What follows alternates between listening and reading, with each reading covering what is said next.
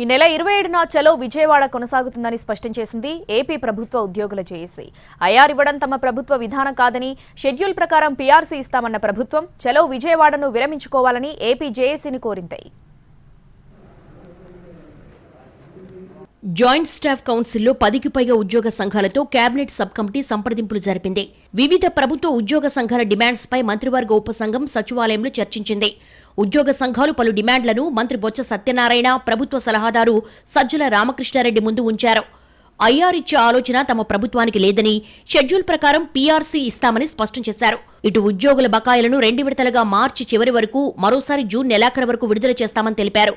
ఈ నెల 27న AP JAC తలపెట్టిన చలో విజయవాడను విరమించుకోవాలని కోరారు బొత్స సత్యనారాయణ. పీఆర్సీ కమిటీని మేము కాన్స్టిట్యూట్ చేస్తాము, టైం బౌండ్ పెట్టాము.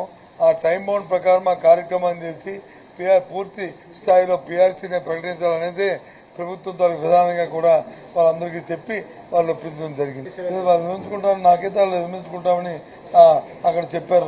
మాకు తెలిసి వాళ్ళు రిక్వెస్ట్ చేశాము, మరి నిర్ణయం మారుతుంది. మేమైతే రిక్వెస్ట్ చేశాము నిర్మించుకోమని, ఎందుకంటే ఇది సమయం కాదు కాబట్టి అన్నాము. దాన్ని పాజిటివ్ గా కన్సిడర్ చేస్తారని నేనైతే ఊహిస్తున్నాను. ఇన్ టైంలోనే పీఆర్సీ ఇస్తామని చెప్పినప్పుడు ఇంకా ఐఆర్ ఎందుకు? 108 లో చేస్తామన్నప్పుడు ఇంకా ఐఆర్ తో ఇంకా అది వస్తుందా? ఆ అంశం వస్తుందా కాదు. రాష్ట్ర ప్రభుత్వం నుంచి తమకు స్పష్టమైన హామీ రాలేదని ఏపీ జేఏసీ స్పష్టం చేసింది. గతంలో ప్రకటించిన మాదిరిగా ఈ నెల 27న చలో విజయవాడ ఉంటుందని బండి శ్రీనివాస్ తెలిపారు. ప్రభుత్వం తమ డిమాండ్స్ పై లిఖితపూర్వకంగా హామీ ఇస్తే చలో విజయవాడపై పునరాలోచన చేస్తామన్నారు బండి శ్రీనివాస్.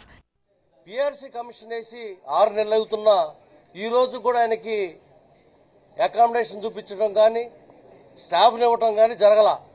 30% ఐఆర్ గురించి అడిగితే ప్రభుత్వం మేము డైరెక్ట్గా జూన్ నెల కల్లా మీకు పీఆర్సీ మేము ఇచ్చేస్తామని చెప్పడం జరిగింది.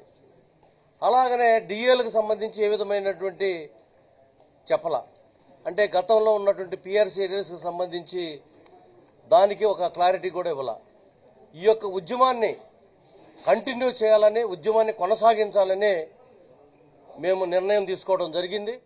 ఏపీ జేఏసీ చలో విజయవాడ పిలుపు విషయంలో ప్రభుత్వం ఎటువంటి అడుగులు వేస్తుందనేది ఆసక్తికరంగా మారింది.